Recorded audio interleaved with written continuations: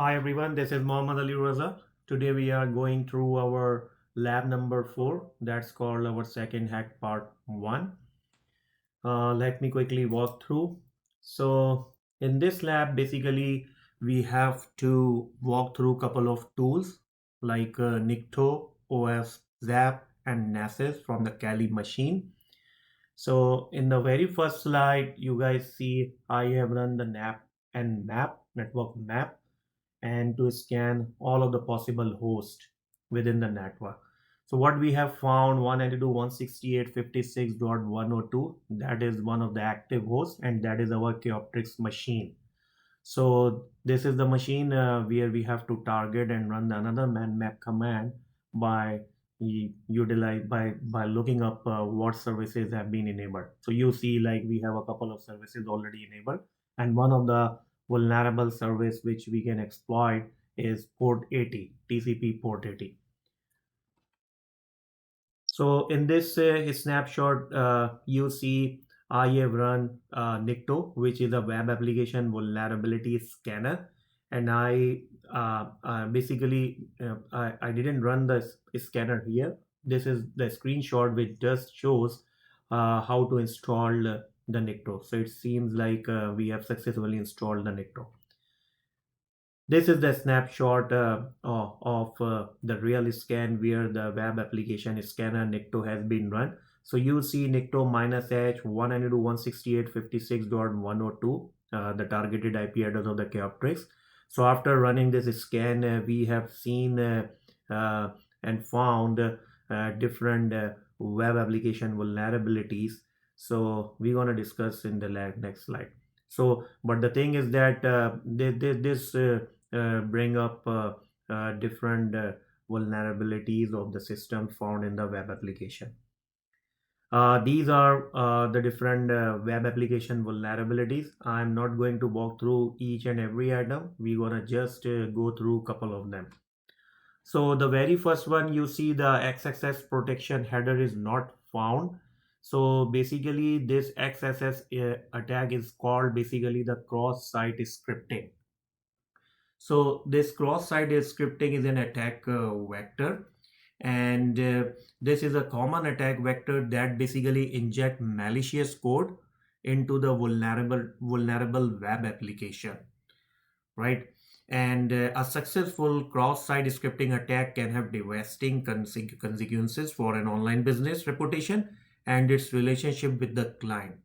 And depending on the severity of the attack, user account may be compromised, Trojan horse program can be activated, and page content modified, misleading users into willingly surrendering their private data. Finally, like the session cookies could be revealed, enabling basically uh, if this kind of header is not defined, so it would be vulnerable. So what's the remediation? Configure your web server to include cross scripting protection header with the value of 1 and the mode with the block on all pages. So in that way we can protect from this attack. So this is one of the vulnerability we have found in the system. Second one, you see allowed HTTP method get, add, post, option, trace. So these are the HTTP method which is very unsecure, since HTTP is already an unsecure protocol over the internet, which is an encrypted which delivers or transmit the data in clear text format. So any of these method like get, add, post, option, trace, that can be exploited, and the hacker can easily sniff the packet and see what the traffic is going in and out under these particular methods. So it's always recommended in the remediation we have to use HTTPS instead of HTTP, which provides the encrypted communication channel among the client and server. Then another vulnerability what we have found is X content type option header is not set. So this option particularly enables a browser to perform MIME type sniffing when the content type header is not set. So which is very vulnerable. I have given the example. For example, if any application that allow to upload any particular file, like it could be jpg file, doc file, pdf file, an attacker may upload a file with the jpg extension or any particular extension being in fact as an html file, where with the malicious code uh, uh, uh, mm, incorporated. So what happened, basically some of the another user want to display the image in their browser. So once they run the image, so basically on the back end html gonna execute that particular malicious code, right? So definitely like exploitation can be happen. So that's how like it's really important, like we have to set the content type option. So if it's not set, then definitely the web application becomes having a vulnerability, and it could be vulnerable for the users. And how it's going to be said, your server should be configured to include the header x content type option is equal to no sniff. Now let's go through a couple of slides regarding the OS Zap. This is also another web application vulnerability scanner that provide more intensive uh, scan and more intensive scanning options as compared to Nikto.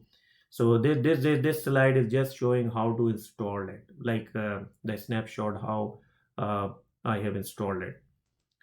This next slide is showing how I have run a uh, successful scan regarding like regarding like showing automated scan, and I have used and attacking the same destination IP 192.168.56.102.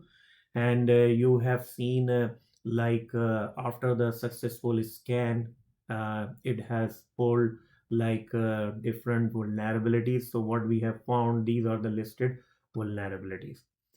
So in the alert you see we have a 9 alerts, and we're gonna walk through it. uh, this is, you see, like in the active scan it does shows it went 100, it went to successful with 100%, and there were a couple of found vulnerabilities there during the time of scan. These are the listed scan items which have found, like these are the vulnerabilities which we are going to walk through in the next slide. Here you see like couple of spiders what we have scanned and pulled during the time of the scan, and you see on the right hand side it does shows what server version, like Apache version is running, Apache 2.0.5.2, PHP code, and the HTML code.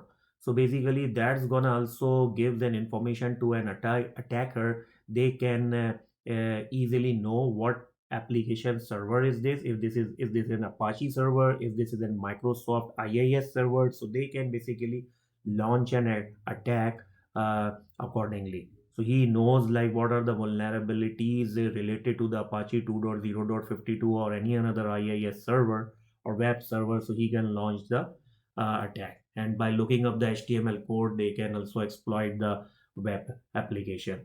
So we have found different vulnerabilities. So these are some of the vulnerabilities I'm going to discuss here, like as asked by the teacher, especially related to the CSRF, which is CSRF. Basically, what we have found in the web vulnerability, absence of anti-CSRF tokens.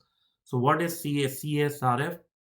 CSRF is basically cross-site request forgery, which is also known as XSRF, CSRF, or session writing. This is basically an attack vector that trigger web browser into executing an unwanted action in an application to which a user is logged in. So what happened, basically a successful CRS attack can be devastating for both the business and user, and basically it can result in damaged client relationship, unauthorized funds transfer, change password, data theft, including like stolen session cookies. These kind of the possible kind of consequences and kind of behavior going to be experienced by the user. So basically CSRs are typically conducted using malicious social engineering, and like it could be email or the link that tricks the victim into sending a fork request to a server. So this is a kind of like severe attack. So basically we have to avoid it. And to how to avoid it, for the remediation, for web application, multiple solution exist to block the malicious traffic and prevent them from that particular kind of attack. So what need to be do basically, uh, session, like they like having a different session, like having a basically different options to remediate this. So among the most common mitigation method is to generate unique random tokens for every session request or ID. So what's going to be happen when the web server receive any new session, it's gonna validate each and every session by looking up the token, right? And if any inconsistent token or non-validated token has been found, that request has been blocked or rejected. So that's how this anti-CSRF token method is much more important. So that's how and we can cover this remediation, and we have to avoid this CSRF. So next one. Next one is SQL injection. That is a basically remote code execution, or kind of very high level uh, uh, uh, high level. Like I can say, the severity is very high level. So what it does basically, SQL injection is one of the most common attack mechanism, which is utilized by the attacker to steal sensitive data from organization. And SQL injection, basically this technique is made possible because of improper coding of vulnerable web application. So a successful attacker may result in unauthorized viewing of user list, the deletion of entire table, and in certain cases. So basically on the back end, what the hacker does, he manipulates the SQL queries. So SQL basically works by using the queries. So in the SQL database, we usually run the queries and pull the data from from different tables. So that's how the hackers, they gonna run different SQL queries, and they would be able to execute the multiple SQL queries, and by pulling up the data from their databases, which he was not authorized to do. And some of the insertion he can also make, so he might be able to get the administrative rights.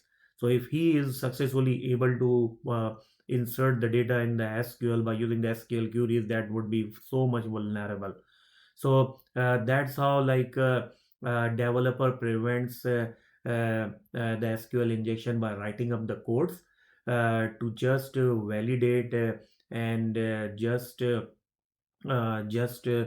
um, uh, uh, utilizing the parameter database queries with bond type parameters and careful use of the parameterized stored procedure in the database. So only the stored procedure can be recalled by using the SQL queries, and only the authorized queries can be run.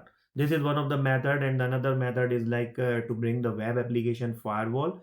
That basically help us to protect that kind of attack by analyzing the request against their web servers. That the another one is the content security policy header is not set, CSP header. If the so what's going to be happen if the CSP header is not set? This a content protection policy is a security standard that provide an additional layer of protection from cross-site scripting. So. Um, um, so basically with CSP, you can limit which data sources are allowed by a web application by defining an appropriate CSP directive in the HTTP response header. And the main purpose of CSP is basically to mitigate and detect the cross-scripting attacks and to exploit the browser trust in the content received from the server. Otherwise, the victim browser is supposed to execute the malicious script, and which would have significant uh, uh, consequences. So because the browser trusts the source of the content, so it's not like that if the browser is trusting the source of the content, so the source could exploit the resources. Remediation, we have to use HTTPS. That's gonna also provide us some kind of protection.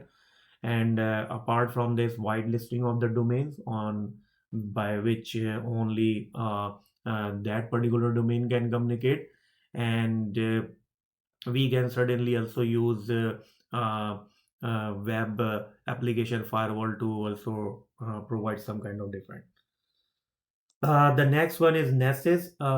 Then the last one. In this slide, I have shown how to download the Nessus.